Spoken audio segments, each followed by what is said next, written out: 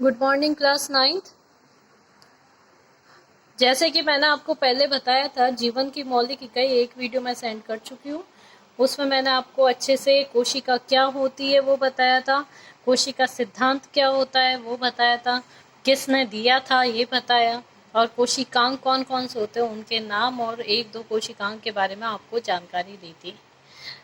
मुझे लगता है आपको अच्छे से समझ आया होगा और आपने होमवर्क भी अच्छे तरीके से कर लिया होगा। चलो तो आज अपना दूसरा टॉपिक एक बार चलो अपन वापस फटाफट रिवाइज करते हैं।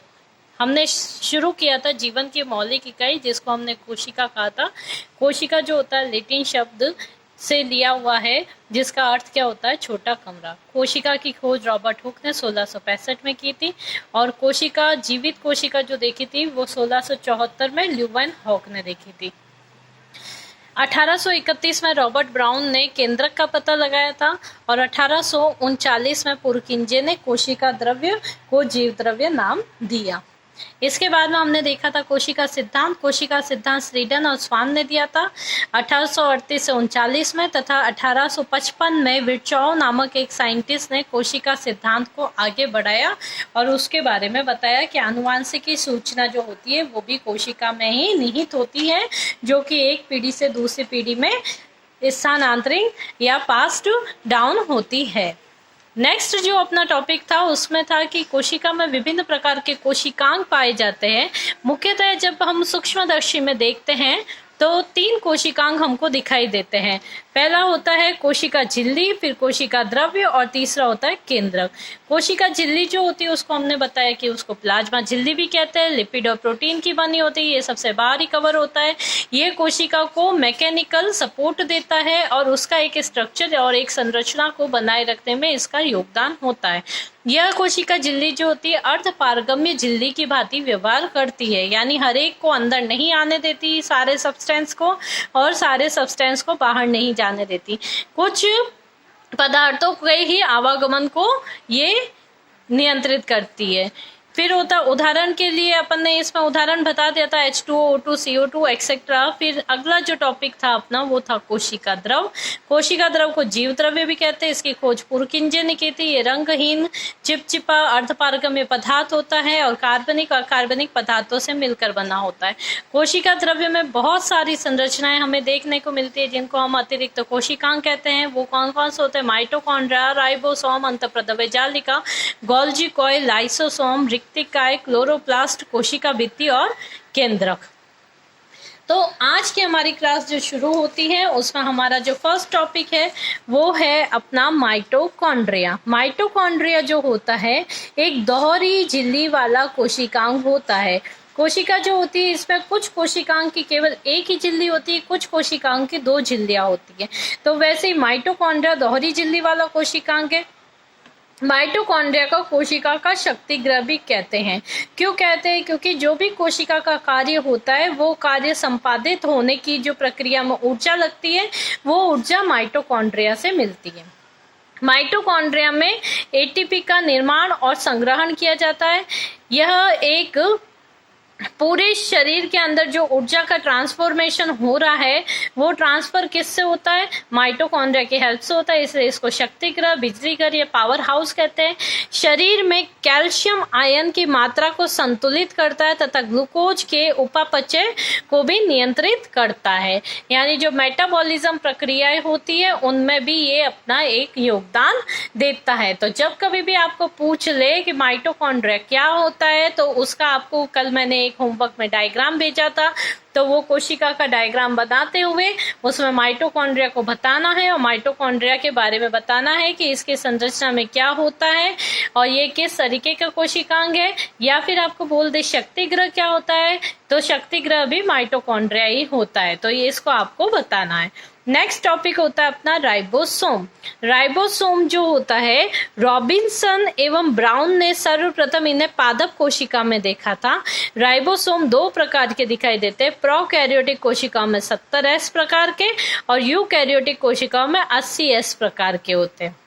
जैसा कि आप जानते हैं कि प्रोकैरियोटिक जो कोशिकाएं होती हैं उसमें दोहरी भित्ति वाले कोशिकांग नहीं पाए जाते हैं, और जबकि यूकैरियोटिक कोशिकाओं में दोनों प्रकार के कोशिकांग पाए जाते हैं।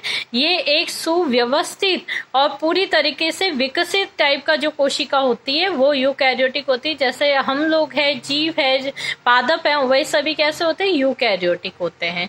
और 70S की उप इकाई 50S और 30S होती है, 80S की 60S और 40S होती है। फिर है कि राइबोसोम का दूसरा नाम क्या है, राइबोसोम को हम प्रोटीन फैक्ट्री कहते हैं। जैसे माइटोकॉन्ड्रिया को शक्ति गृह कहते हैं, कोशिका झिल्ली को प्लाज्मा झिल्ली कहते हैं, जीव द्रव्य को कोशिका द्रव्य कहते हैं, माइटोकॉन्ड्रिया को शक्ति गृह कहते हैं, वैसे ही राइबोसोम को हम प्रोटीन फैक्ट्री कहते हैं। फैक्ट्री का मीन्स क्या होता है, जहां से कोई प्रोडक्शन होता हो, कोई चीज बनती हो। तो राइबोसोम जो होता है प्रोटीन का निर्माण भी करता है, इसको सेल का इंजन भी कहा जाता है। तो सेल का इंजन कहा जाए या प्रोटीन फैक्ट्री कहा जाए तो आपको राइबोसोम के बारे में बताना है। नेक्स्ट होती है आपके अंतःप्रद्रव्य जालिका। एक बात आप देख लीजिए कि जो भी आपको मैं ये नाम बता रही हूँ, इनके आप हो सके तो इनके टर्म्स जो है वो इंग्लिश में याद कीजिए। जैसे अंतःप्रद्रव्य जालिका को मैंने ER लिखा, ER यानी क्या होता है, एंडोप्लाज्मिक रेटिकुलम। ठीक है, इससे आगे सारा आपका इजी पढ़ने वाला है।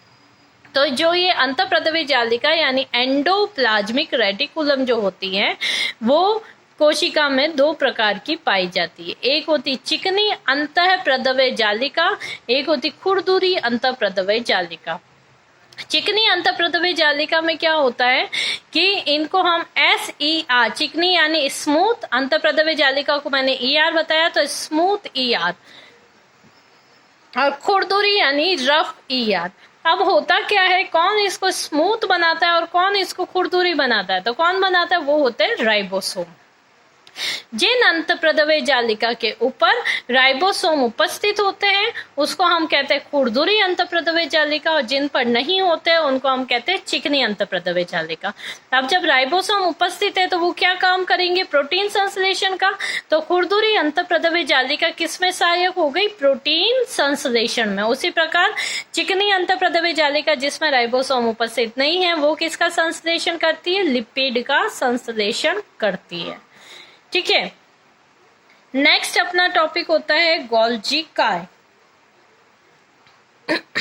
गोल्जी कॉय जो होता है सूक्ष्म नलिकाकार झिल्ली नुमा संरचना होती है। यह लाइसोसोम का निर्माण करती है। इससे अग्नाशय रस व श्लेष्मा का स्रावण होता है, और अंतःस्रावी ग्रंथियां जो होती है उसके द्वारा हार्मोन का स्रावण भी जो कौन नियंत्रित करता है, गोल्जी कॉय। अब अंतःस्रावी ग्रंथियां क्या होती है, तो हमारे शरीर में बहिःस्रावी, अंतःस्रावी और मिश्रित प्रकार की ग्रंथियां पाई जाती है। बहिःस्रावी जिनका स्रावण बाहर की तरफ छोड़ा जाता है, अंतःस्रावी जो अंदर की तरफ छोड़ा जा रहा है, और मिश्रित ग्रंथियां कौन सी होती है, जो दोनों प्रकार की ग्रंथियों की भांति कार्य करती है। तो अंतःस्रावी ग्रंथियां हमारे शरीर में बहुत सारी होती है। जब हम सिस्टम पढ़ेंगे तो सिस्टम के अंदर एक एंडोक्राइन सिस्टम भी होता है, उसमें हम ये चीज देख लेंगे। तो गोल्जी कॉय जो होता है ये सूक्ष्म नलिकाकार होता है, संरचना झिल्ली नुमा होती है, ये लाइसोसोम का निर्माण करता है। और ये जो गोल्जी कॉय होता है इसका दूसरा नाम जो होता है वो होता है ट्रैफिक पुलिस, क्योंकि ये ट्रैफिक पुलिस की भांति काम करता है। जो प्रोटीन और लिपिड बन चुके हैं, अब उस प्रोटीन और लिपिड को किस तरीके से कार्य करना है उनको दिशा निर्देश जो देता है वो कौन देता है, गोल्जी कॉय।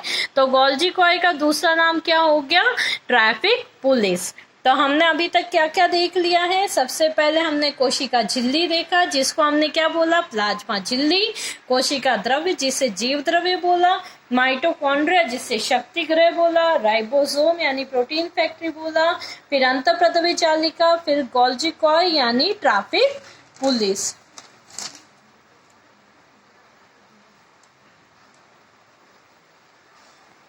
नेक्स्ट टॉपिक है अपना लाइसोसोम।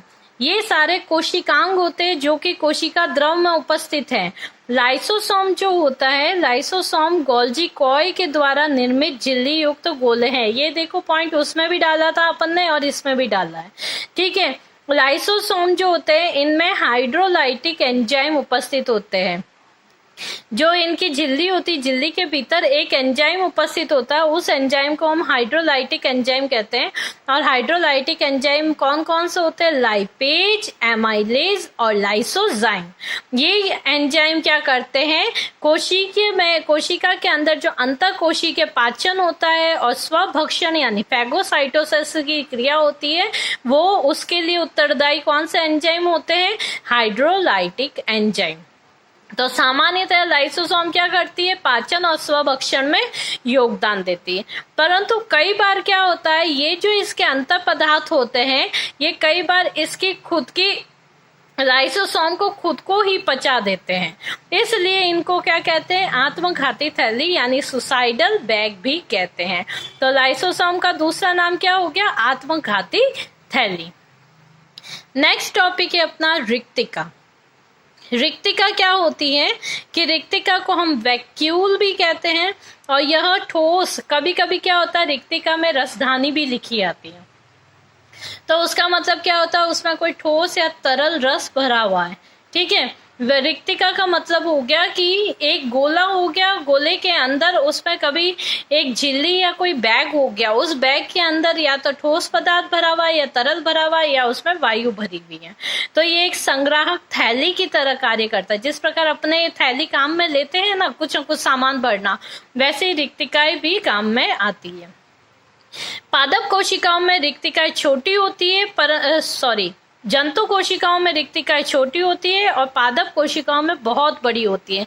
जब आपको पादप कोशिका और जंतु कोशिका में अंतर की बात करेंगे तो आपको ये भी पॉइंट आगे हाईलाइट करना पड़ेगा। सबसे पहले कोशिकांग में यहाँ तक के सारे कोशिकांग आप जंतु में भी बताएंगे, पादप में भी बताएंगे, बट पादप में एडिशनल में आपको क्या बताना है? क्लोरोप्लास्ट बता देंगे, रिक्तिकाएं बड़ी बता देंगे और उसके बाद में हम बताएंगे कि उनमें कोशिका भित्ति भी पाई जाती है, ठीक है। तो ये सब प्लास्टिड वगैरह की बातें हम पादप कोशिका में करते हैं और अभी तक जितनी बात की है वो सारी तो जंतु कोशिका में भी करते हैं। तो रिक्तिकाएं क्या होती है? रिक्तिकाएं एक संग्राहक थैली होती है जिसमें वायु, ठोस या तरल भरा रहता है। जंतु कोशिका में ये छोटी होती है, पादप कोशिका में ये बहुत बड़ी होती है। एक कोशिकीय जीवों में जल तथा कुछ अपशिष्ट पदार्थों को शरीर से बाहर निकालने में भी इनका महत्वपूर्ण भूमिका रहती है। जैसे आप देखते हैं अमीबा जो होता है एक कोशिकीय जीव है, उसमें सारा जो कार्य हो रहा है, सारा जीवन के सहायक कार्य जो होता है वो सारा एक कोशिका से ही होता है। और हम लोग बहुकोशिकीय जीव कहलाते हैं क्योंकि हमारे पर्टिकुलर कार्य के लिए एक पर्टिकुलर कोशिका उपस्थित होती है। हम स्टार्टिंग में ही मैंने बताया था आपको, जब आप 8th में थे उस समय भी मैंने आपको बताया था कि पूरी शरीर जो होता है वो कोशिका से मिलकर बना होता है। कोशिका जो होती है मिलकर उत्तक बनाती है, उत्तक जो होता है आगे मिलकर अंग बनाता है, अंग जो होते हैं वो मिलकर तंत्र बनाता है और तंत्र जो होते हैं वो सारे मिलकर पूरा एक शरीर का निर्माण करते हैं। नेक्स्ट अपना टॉपिक चलता है क्लोरोप्लास्ट। क्लोरोप्लास्ट सिर्फ पादप कोशिका में उपस्थित होता है, जंतु कोशिका में अनुपस्थित होता है। यह हरित द्रवक या क्लोरोप्लास्ट एक प्रकार का कोशिकांग है जो पादप कोशिका और शैवाल्य कोशिकाओं में ही पाया जाता है। क्लोरोप्लास्ट जो होता है, जो पादपों में भोजन तैयार करने की विधि है, उसमें क्लोरोप्लास्ट एक महत्वपूर्ण घटक की भांति कार्य करता है। यह प्रकाश संश्लेषण में प्रकाशीय ऊर्जा को रासायनिक ऊर्जा में परिवर्तित करते हैं, जिससे कि भोजन का निर्माण होता है और इसे पादप कोशिका का रसोई घर भी कहते हैं।